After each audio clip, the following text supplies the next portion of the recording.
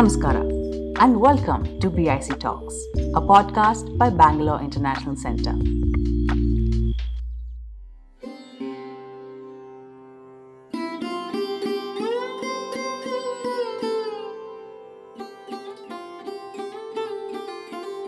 My sight shall be lost. Life will draw the curtain over my eyes.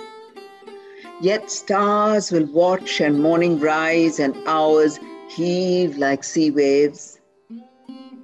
When I think of this end, the barrier of moments breaks. I see the world with its careless treasures. Rare is its lowliest seat. Rare its meanest life. Things I longed for and things I got, let them pass. Let me possess the things I spurned.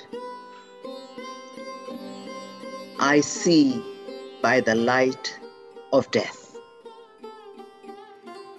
You just heard poet Priya Sarukkai Chabria reading one of her interpretations of Rabindranth Tagore's reflections on death from her new collection, Sing of Life, revisioning Tagore's Gitanjali. Rabindranth Tagore's profound meditations on life, nature, grace, and brokenness in the Gitanjali won him the Nobel Prize for Literature in 1913. Alternately a poet and a philosopher, his words remain a part of our intellectual and artistic landscape long after his death 80 years ago. In this episode of BIC Talks, Priya, along with translator and writer Arshia Sattar, will explore the ways in which this work of Tagore's remains relevant to the 21st century, even as he points backwards to the long and diverse tradition of spiritual poetry in the South Asian subcontinent. And now, over to Arshia. Hello, Lekha. Thank you for that. Hello, Priya.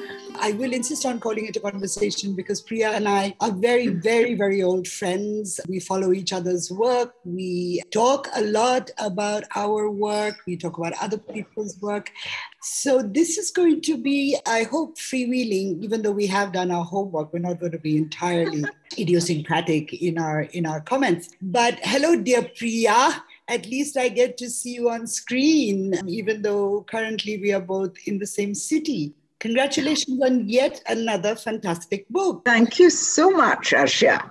And honestly, like so many other people are like, oh God, Tagore, partly because of the way we received Tagore in school, and partly because as one is in one's youth, one tends to dismiss the romantic and what one sees as sentimental. But this book I'm the right age to appreciate Tagore, but I'm always at the right age to appreciate what you do with poetry. So this book is called Sing of Life, revisioning Tagore's Gitanjali, and it's been called courageous and daring. I think I've even seen the word experimental somewhere. But basically what Priya does in the book, and I hope that you will all have a chance to, hold the book in your hands because it is an absolutely beautiful book, physically and emotionally. And for those thusly inclined, spiritually beautiful as well. So what Priya does is she takes the songs, Tagore's songs in Gitanjali. And I find this also very interesting that she constantly refers to them as songs rather than poems, right? Which we can talk about a little later. But she responds to them as a contemporary poet, and I think very much as a contemporary woman poet. I think that's very important. I think there's also another adjective that we can meaningfully use in that sentence, which is a contemporary Indian woman poet. I think she has a profoundly Indian response to Tagore's work. And she responds to the poem, the songs, in a most unexpected and intriguing way. She pulls out of each song Tagore's words. She uses his own words to talk back to him. So it's like an echo. It really is like an echo. Because, when you shout across the mountain, hello, only oh comes back. Right? So it's a Yeah. beautiful, beautifully resonant, echoing, rich conversation with Tagore. So I urge you all to get a hold of it. It also we will be sharing a lot of the songs with you in this conversation, but what we will not be able to share with you is how the book looks or how the poems look on the page, because Priya's done some very interesting things with that as well. And the way a poem is laid out, the way it is punctuated or not punctuated, all of that adds to meaning and to significance and what a reader might find in there. So it's not a book only for listening. It is a book for very, very much for reading yourself or reading with a beloved, or as Priya did to discover Gitanjali. Am I right? So Yes. I've said enough by way of introduction, but you tell us how you came upon Gitanjali recently, the book and the context for that, the physical context, and also I think the emotional context. So Yes. Well, first of all, Arshia, it's such a pleasure, such a pleasure. More than that, I'm delighted. Does that kind of quite spell it out how happy I am to have you on this side? Yes. The others, because it's so long since we've had a conversation and we're doing it now in this way. So I'm very glad that the book has got us together. I'm happy Karthika, VK Karthika was absolutely fantastic as an editor. But before I start, Arshia, I have to thank, all the people we don't know and all the people we don't see when we speak of a book like this. Because those are the packers, the printers, Oh God, yeah. the couriers, the drivers who actually got this book into bookshops during the last pandemic. So my big thanks goes out to them as well.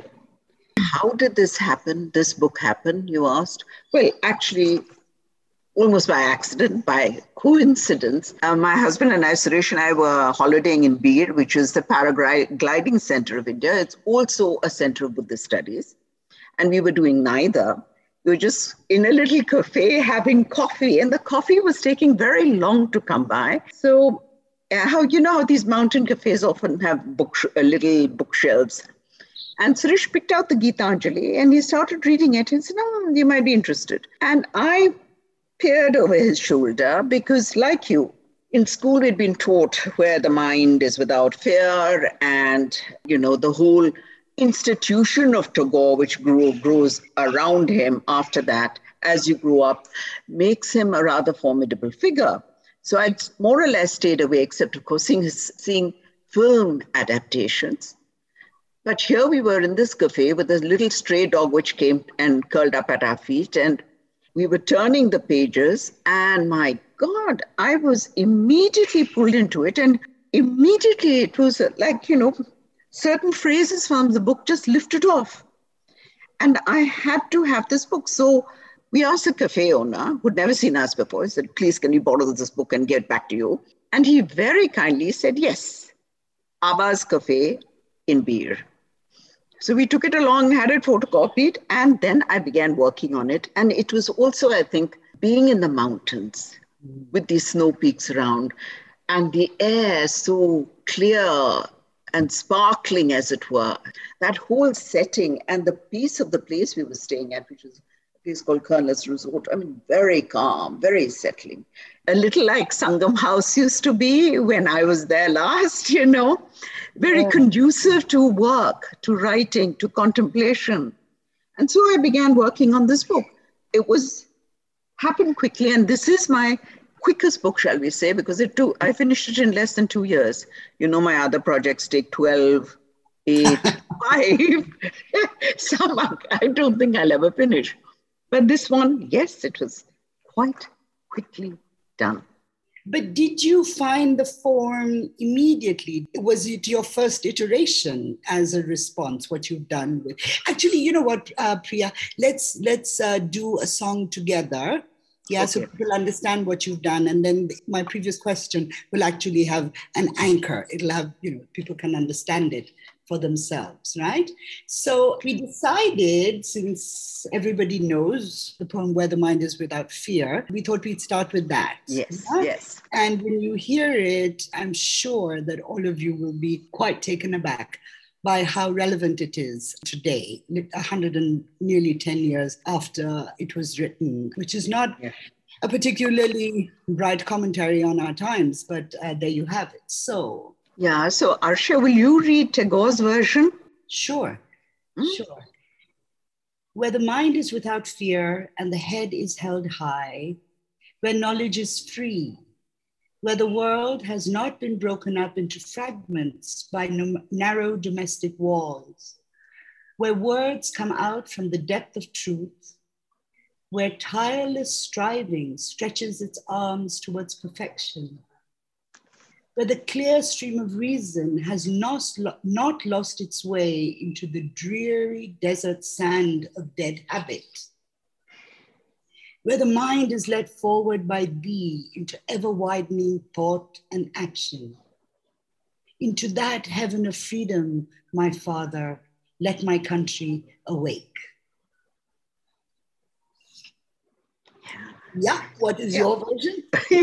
Yes, I read this, and immediately you know that this is, shall I say, a poem of secularized spirituality. There is the figure of God, the Father, which comes from his Brahmo Samaj, but basically it is a call for freedom.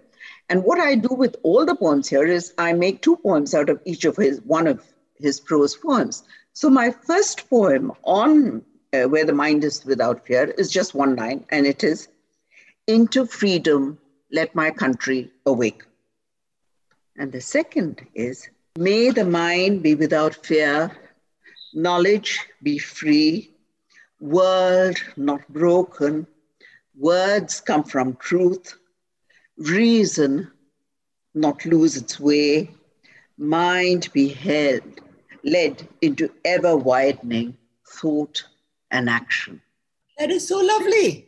It speaks to us today, doesn't it? Yeah, it speaks in our voice, in our language, in our idiom, in our rhythm, in a way that I think another reason why so many of us have stayed away from Tagore for so long is because he feels archaic. And what you have done is you've really reanimated him. You've given him a freshness and an urgency. I think that's what I loved most about these songs, that in your hands, they are in your heart and in your mind, they have become urgent. They have become pleas that are obvious. They have become tributes. They have become celebrations.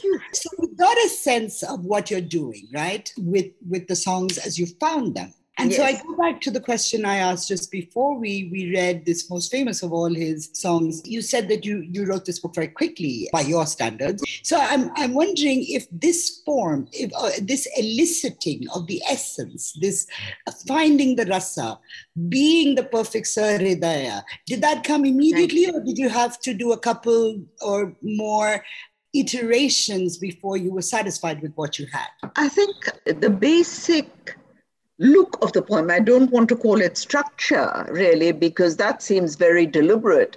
And I think mine was more intuited. So I think, it's like the content summoning the form. I think that came when I began to write. What one does when one polishes it, of course, is, cut out a few more words or stuff like the usual process.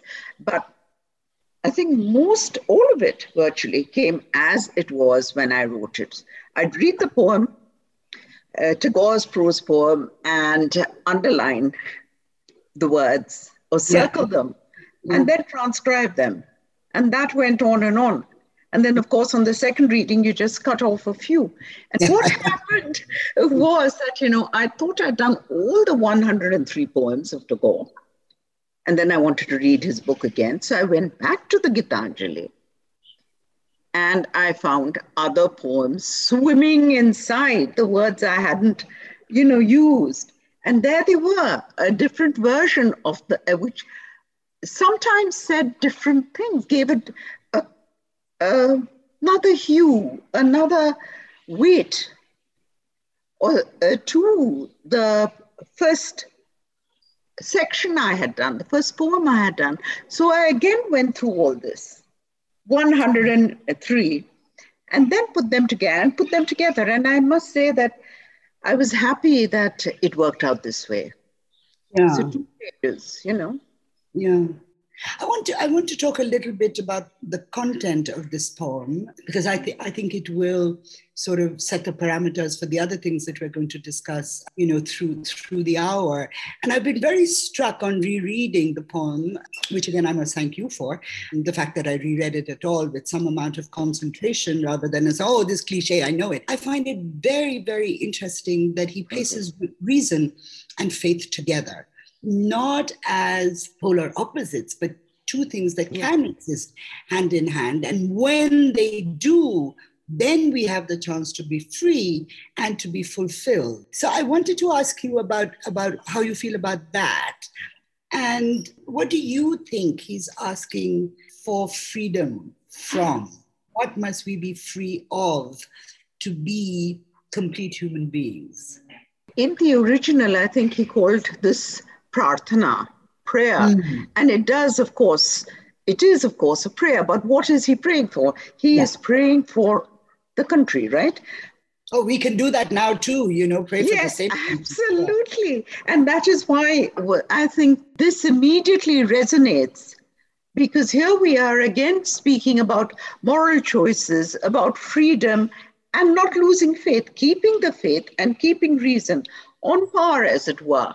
Because I think this partially comes out of his Brahmo background, where you have faith and you have social work, you have the call to reason, you have his reading of the Enlightenment, the philosophers of the Enlightenment. You have all that background, but you also have his mind.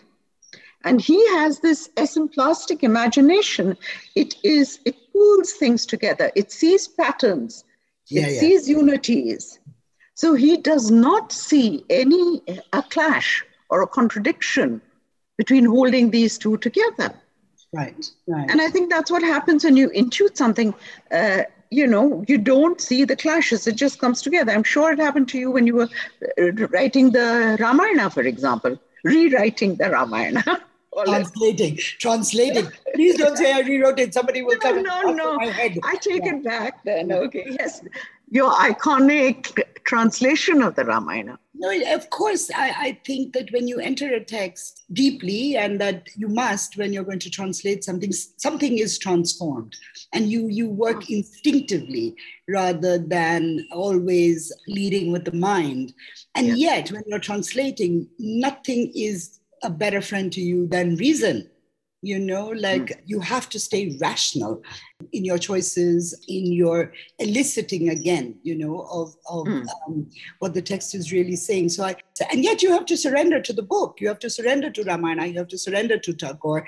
So that is always that act of faith, that I'm going to do this. I'm going to do it right. And the book is going to lead me. The other voice is going to lead me to what is true. Not the truth, but what is true in this text. I was surprised that there were so many poems about death in this collection, right? And I think that, this thing of what do we want freedom from, or what fears do we need to be free of to live fully?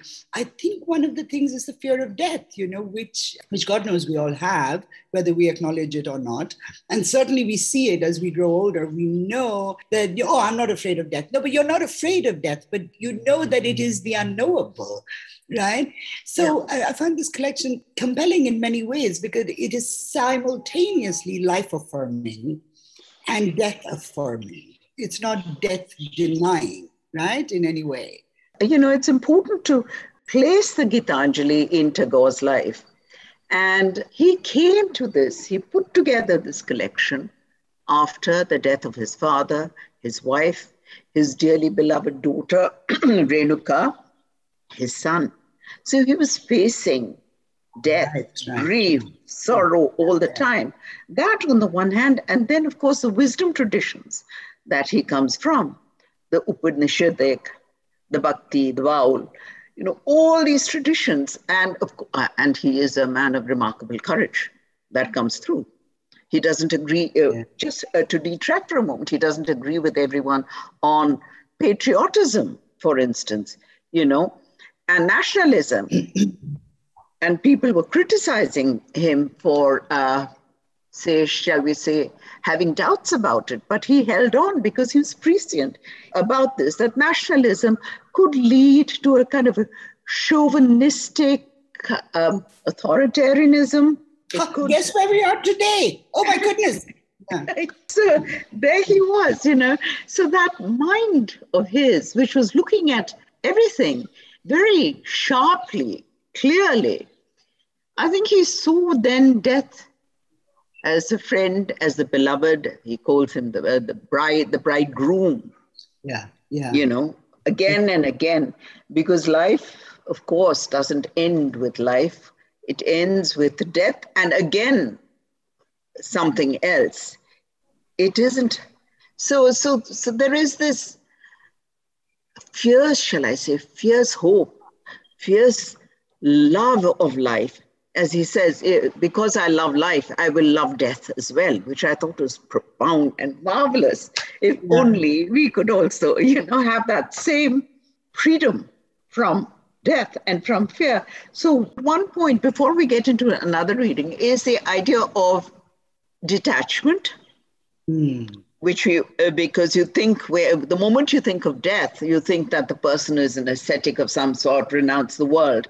And of course, he hasn't done any of this, anything of that sort, because also he says it. And you know that in this subcontinental, the Indic tradition, the sacred and the secular, the sacred and the sensuous, the carnal and the sensuous are not separate.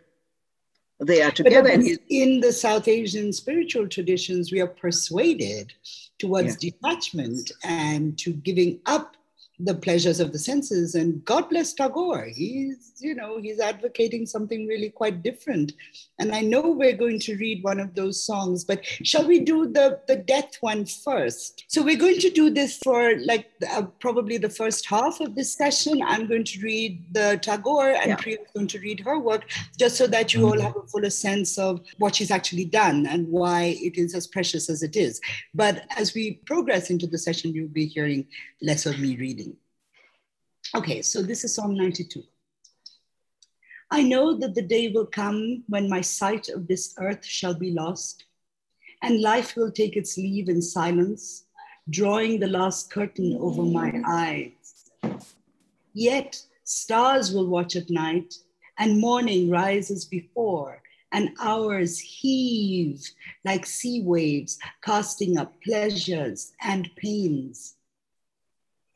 When I think of this end of my moments, the barrier of the moments breaks, and I see by the light of death thy world with its careless treasures. Rare is its lowliest seat, rare is its meanest of lives. Things that I have longed for in vain, and things that I got, let them pass.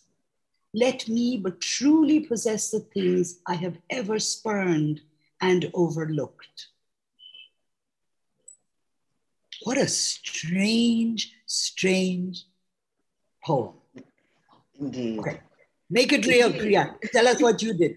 Mine is, I think, starker, more austere. But so let me read it first. My sight shall be lost. Life will draw the curtain over my eyes, yet stars will watch and morning rise and hours heave like sea waves. When I think of this end, the barrier of moments breaks. I see the world with its careless treasures. Rare is its lowliest seat, rare its meanest life. Things I longed for and things I got, let them pass. Let me possess the things I spurned. I see by the light of death.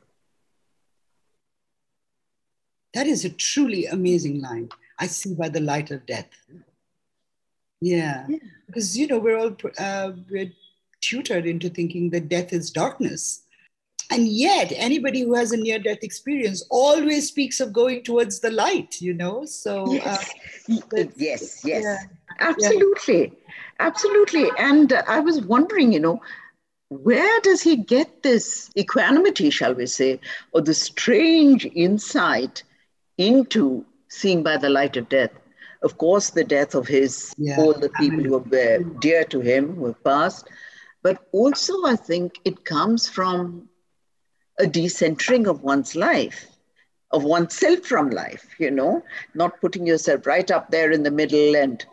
But when you decenter, I think there's a great comfort which he finds. And I think anyone, when we do that too, we find this, the comfort of knowing that life continues, that the stars will shine and the morning will rise, that kind of continuity, because you're seeing yourself in so many things, though Yeah. your body will go, and with it, all that you think is you. Can I just pick up on this decentering? Yeah. Yeah, because Yeah, sure. it's leading me to something else that I want to talk to you about. This, we are told, or, the sort of consensus discourse right now is that we are in the Anthropocene, that this is the Yes. age of the human, right? And I think it's precisely because as a race, we have never decentered ourselves, that we have come to this crisis, this planetary crisis. It's not simply about the pandemic or about global warming. The planet is in crisis, and we, as a consequence, are in existential crisis as individuals and as a species. People now, there are these new discourses forming, ecosophy, which is a combination, I guess, of like ecology and philosophy, but more relevant to your work and to our conversation, eco-poetics, right?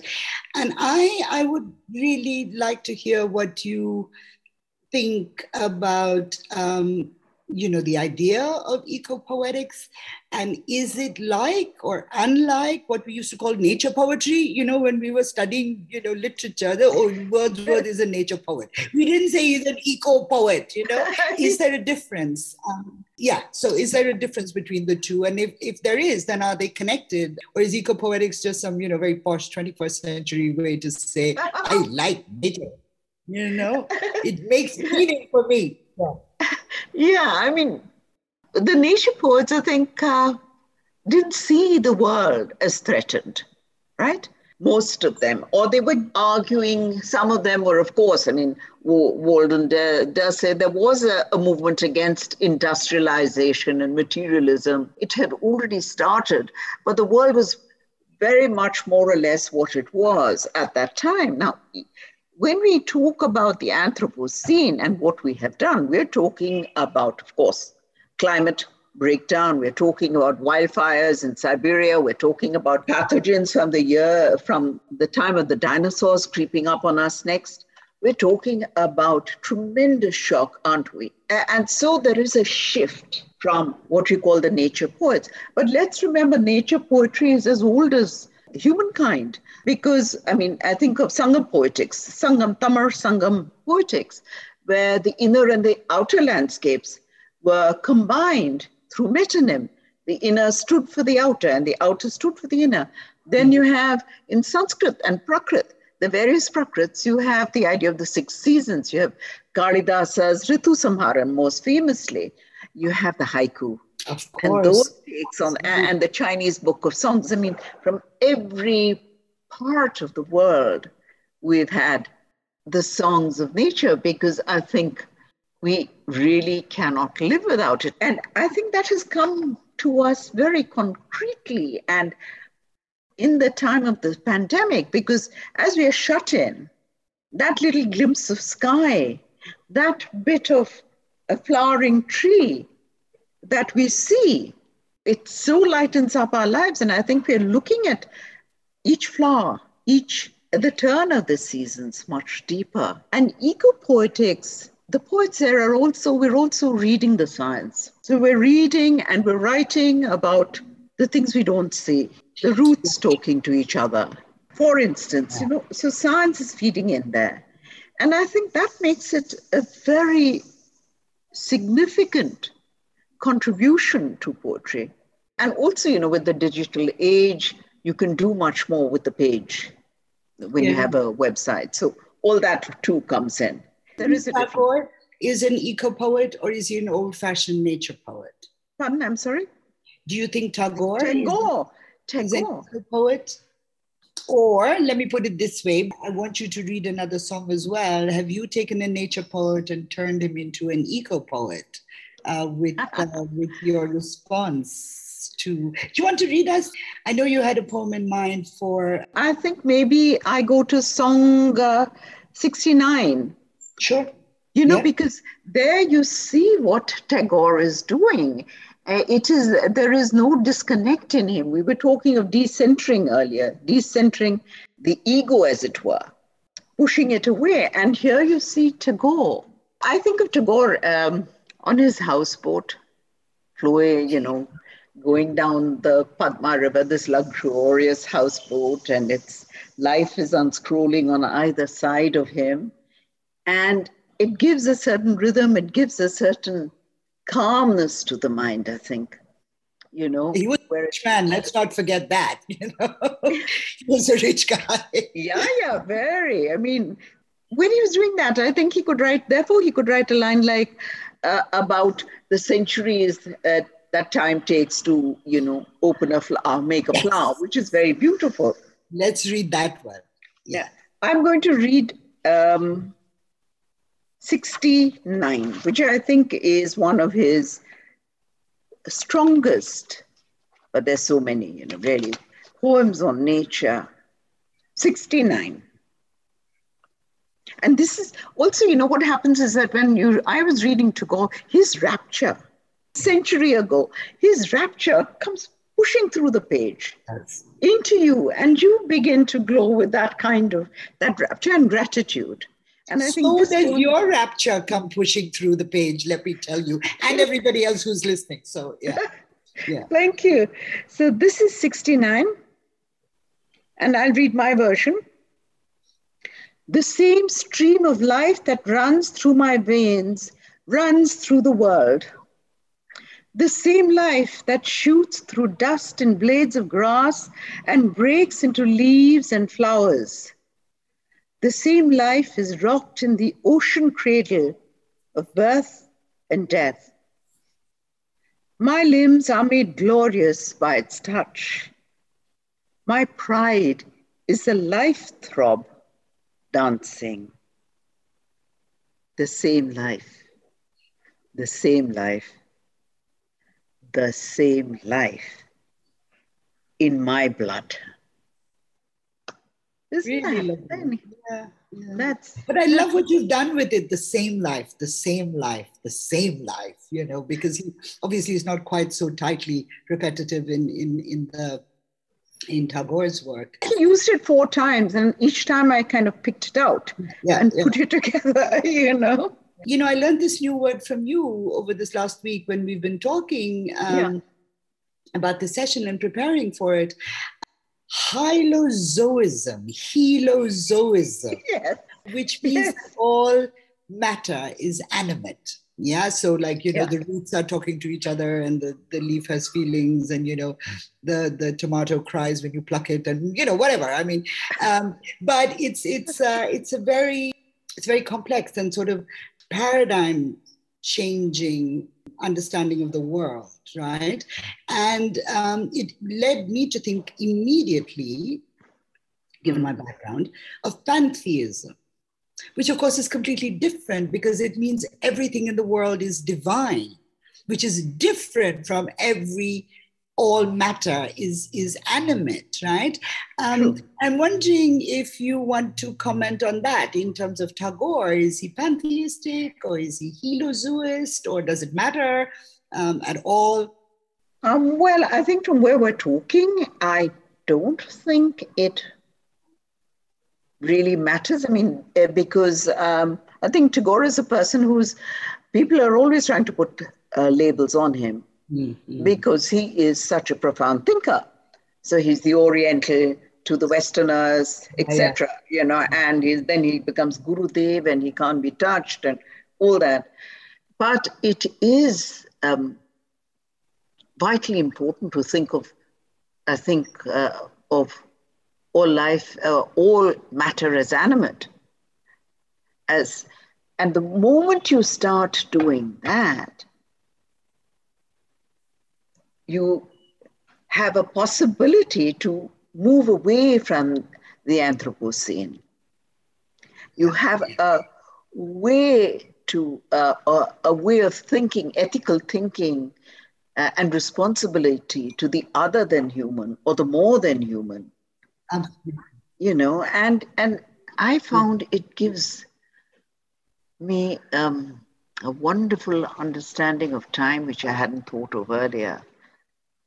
The time of the tree, the life of the tree, the slow life, the slow time, the time of the snail, the time of the whale, living 200 years or so. How does time move through these bodies? It gets one thinking, and I think this is what Tagore does. Being this pantheistic or nature poet, he feels deeply, and let's remember, and this is also from, I think it's in all the epics and all the classical traditions, and I've read your translation of the Valmiki, how many years ago? And it stays with me. But there you have, even in Bhakti poetry, everyone talks to the birds. Oh God, and they talk back. And I think it is also, without sounding soft-headed, I think it is a way of listening, a way of observing. And then you see how things talk back. I think there is this, there are multiple universes as it is around us. We all did this as children, no, Priya? For a child, all matter is animate. And, you talk to your desk and you talk to your pencil and you talk to the bird. And all these people, creatures, entities are talking back to you. It is a world of constant interaction. And the hierarchy of animation comes only as adults. We've all forgotten what it was like to understand what birds said back to us, That's beautiful. Like his father was so special because he remembered. And that is what I found in your translation of the Ramayana. And I'd like you to speak about nature in the Ramayana. Come on. This is about your book, not mine. Yeah, but tell me a little. Tell us all. Because it's so beautiful in the Aranyakanda, and he's wandering. And he sees his beloved everywhere, in every tree, in every flower, in every little animal. He says, beautiful little deer, see, your eyes are like my beloved's. Have you seen her? Oh, Bilva tree, my beloved's lips are the color of your fruit. You must have seen her, and this sort of sharing of human characteristics with nature, or seeing that there is our primary descriptions in Valmiki are from nature. No, that her lips were bilva color, her eyes were like a deer. Not like her eyes were like somebody else's eyes. No, they go back to perhaps like a really atavistic memory, or an atavistic sort of cultural community, something.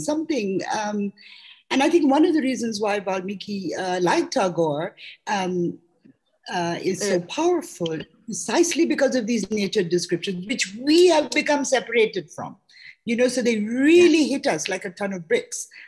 Because it's like, wow, man, this I forgot, or this I never saw, or this I didn't know. There's a number of ways to parse our disconnection from what should be our primary origin, as it were. No, from dust we come, to dust we shall go. But I want to take this a little further, because Tagore is sounding more and more like a bhakti poet.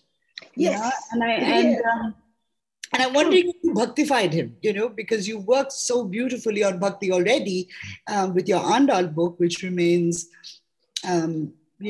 probably my favorite of all your books. Now this Tagore one is, nudging it a bit. But, and Andal, of course, is a woman poet. She's not even a woman, she's a girl.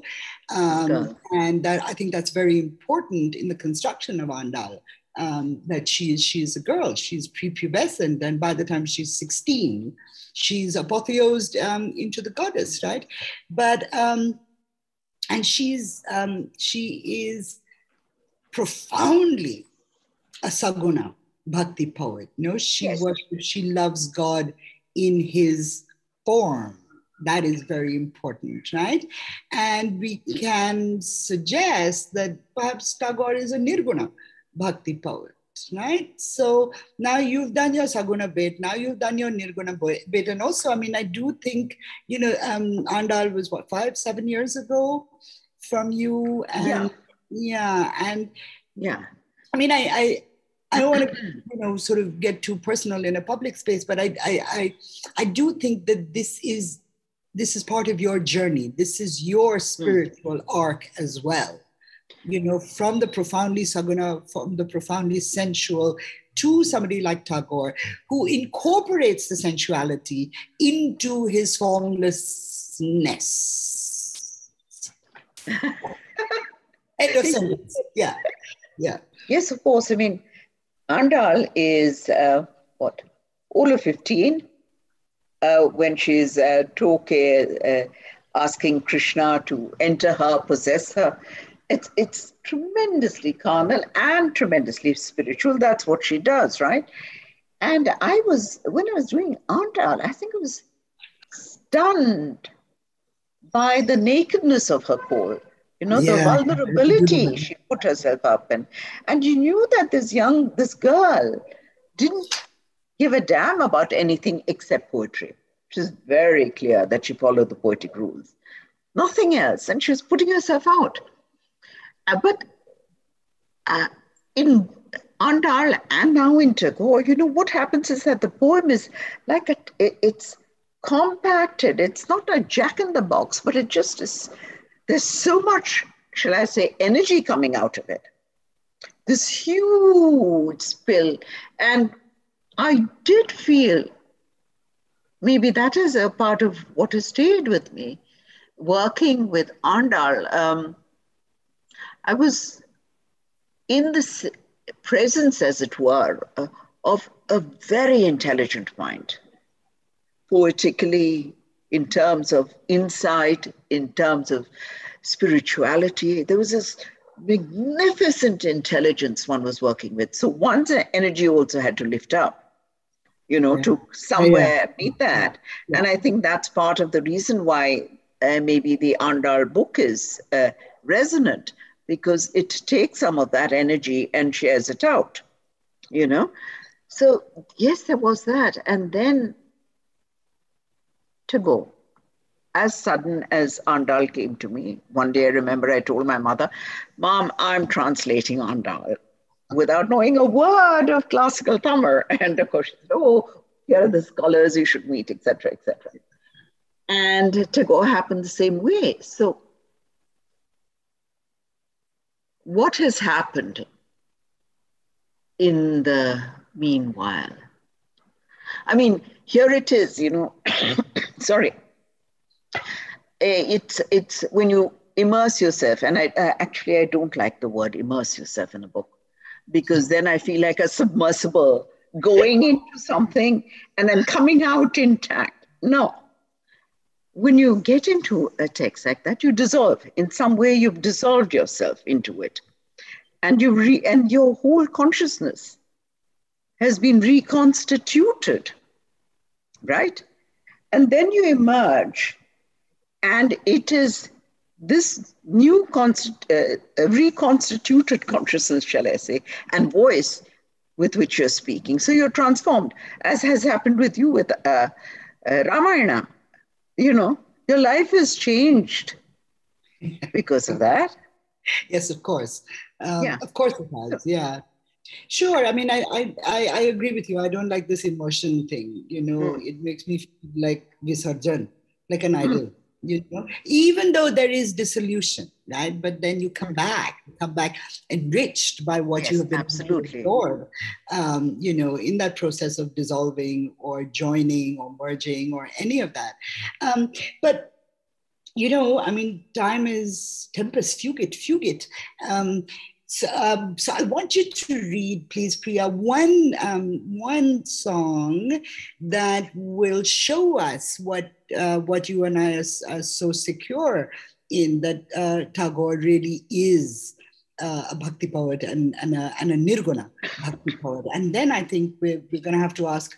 Not we're going to have to, but we would like to ask other people to join this conversation. So will you give us a Nirguna favorite? Yeah. Yes, I will. I mean, I do think that he is, I wouldn't just put him as Nirguna though.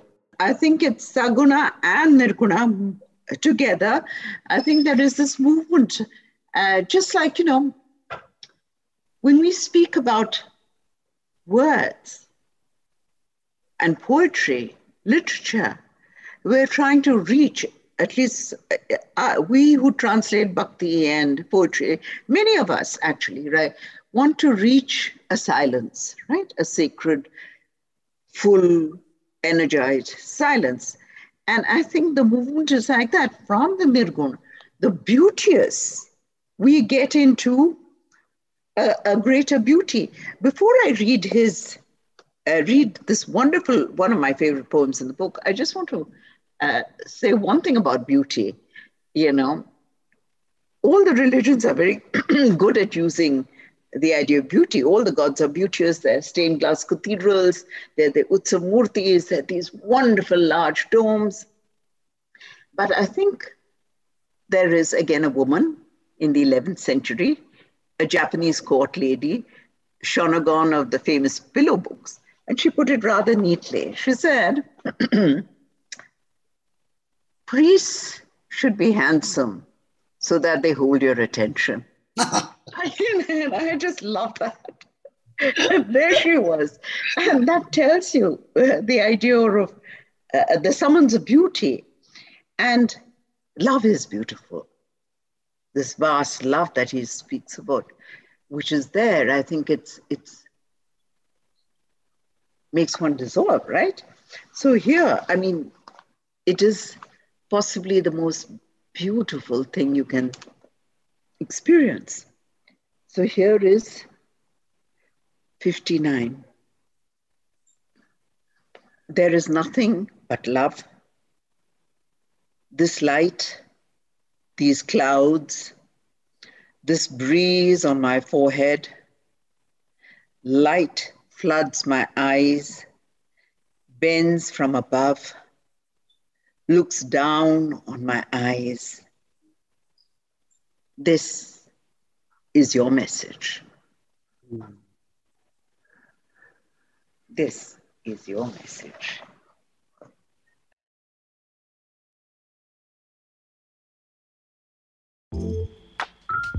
Thank you for hanging in there and listening to the full conversation.